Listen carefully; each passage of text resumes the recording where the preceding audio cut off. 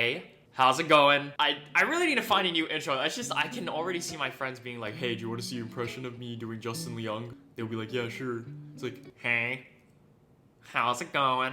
But okay, yeah, I need to change that intro. Anyways, besides that point, today's video is basically going to be about how my life is going to be a little bit crazy for the next, I think, year.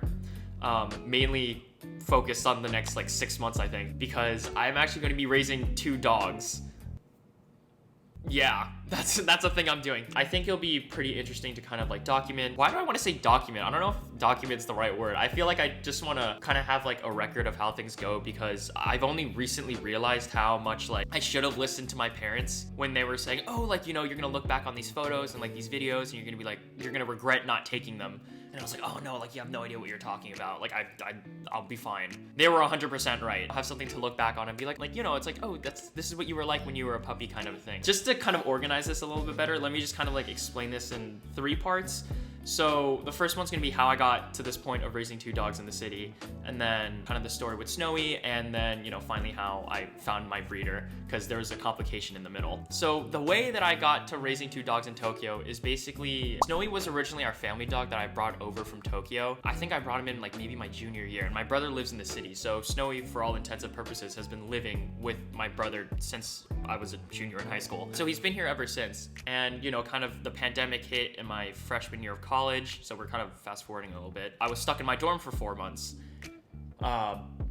Yeah, I was stuck in my dorm for 4 months, and I like didn't really have a lot of like social interaction, because I'm just very, you know, I'm one of those people that it's like, oh, like I find a little lump on my shoulder, I'm like, oh my god, is it cancer? And I have to like look it up on WebMD or something. For a good, I think, I want to say like 7 to 8 months, I think I was like pretty isolated for a good chunk of time, because after I transferred out of PACE to go to NYU, I was in this limbo stage where I stayed at my mom's friend's apartment in the city, and I lived alone there too. That wasn't a permanent solution, so we kind of decided, like, as a family, that it would probably be best for me to not stay in the dorms this semester, just because, you know, you can't really control where your roommate goes, and it's like also like it's an unrealistic expectation to be like, okay, like where have you been, like who have you been in contact with? For like the argument of safety's sake, I really hope that came out right. For the argument of safety's sake, we kind of decided that my brother would move out of this apartment that he was living in and then move to a different one, and then I would move into this one. I was alone for like a good chunk of time, and I was like, I'm getting lonely, like I need a friend. Basically, I asked my parents if I could take care and raise a puppy, foster a dog, or not foster, sorry, adopt a dog. So I wanted to adopt a dog, but, you know, because of the pandemic and everybody's just kind of trying to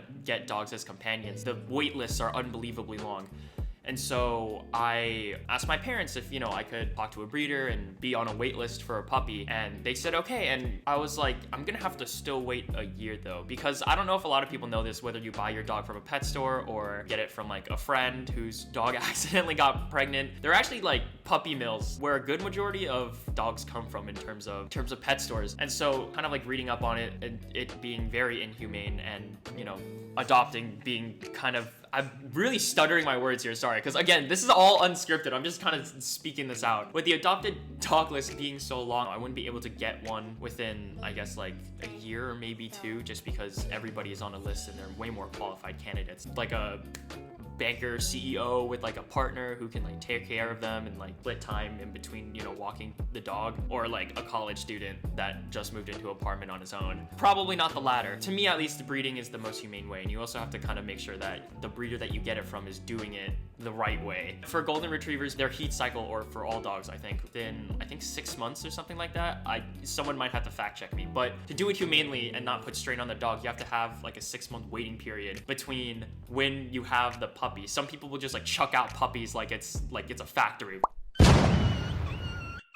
For example, like, you know, like I feel like we can all understand how terrible childbirth is, so just imagine that doing like every like 3 months. Definitely not fun. I found a breeder. I think they were in Tennessee or something like that, but then 6 months later, when the puppy was actually supposed to be due, the dame actually was unable to produce a litter because there was something off with her heat cycle. So I'm not gonna lie, I was pretty crushed. I had to basically start all over again from round 1 and look for another breeder. I don't know if I want to be alone for like the next 6 months, just, you know, kind of like twiddling my thumbs and not really having any motivation to go outside. Me being so lonely, and kind of talking about it with my parents and saying like, hey, like, I don't know how long I can wait. My brother being so generous. That sounded super sarcastic. No, my brother was being very nice and, you know, kind of being very genuine and kind of being very genuine. I don't know why I'm over explaining this. Like, he just gave me the dog. Okay, that's also not a good explanation. But my brother was like, hey, like, are you sure you kind of take care of a dog? I feel like in his head, if you have like an older sibling, maybe you relate, they're always like, how can you take care of something else if you can't even take care of yourself? I just think that's so funny, but that's basically just the mentality that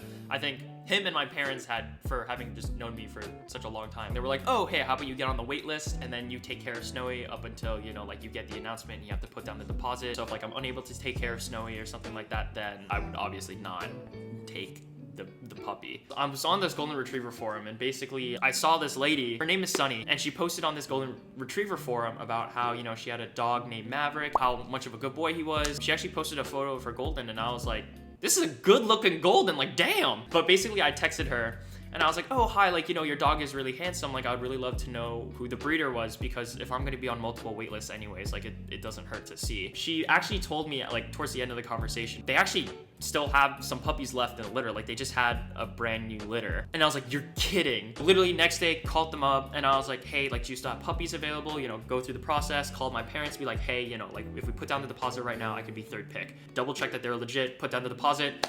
And now we're at this point where we're waiting for the puppy, doing puppy prep. Here's the thing, life doesn't always go as we planned. I called my brother and I was like, oh, hey, you know, like I got the deposit for the puppy.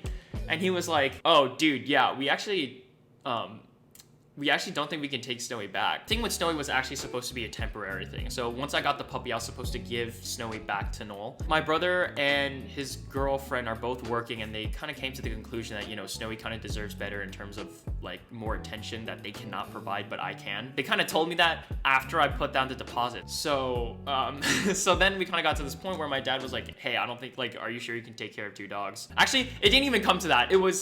That was like a forethought that I had to propose because the first option was we give Snowy away to somebody. And I was like, that's definitely not gonna happen. If anyone has ever had to give away a dog or, you know, a dog has passed away, like you'll know how like that's just not really an option. The second one is we lose the deposit, but the deposit was pretty hefty and I don't think my dad or any of us were really keen on losing it. He was like, yeah, so those are our 2 options. So then I was like, hey, you know, maybe a third option, I can try to take care of both dogs and see what happens. Definitely my entire family is very skeptical. We'll see how it goes. I'm gonna try to go into it like pretty optimistically. I am scared. I have to be honest, if I have to give kind of like a knee-jerk reaction, like I am pretty scared. The reason why I'm scared is just because, you know, I hope to do a good job and I hope that the 2 get along. I think I'm decently prepared for what's about to happen. Yeah, it should be interesting. Like I said before, like, you know, just have something to look back on and, you know, be happy about and be like, oh, like I remember like when you weren't potty trained and, you know, it makes the things presently more,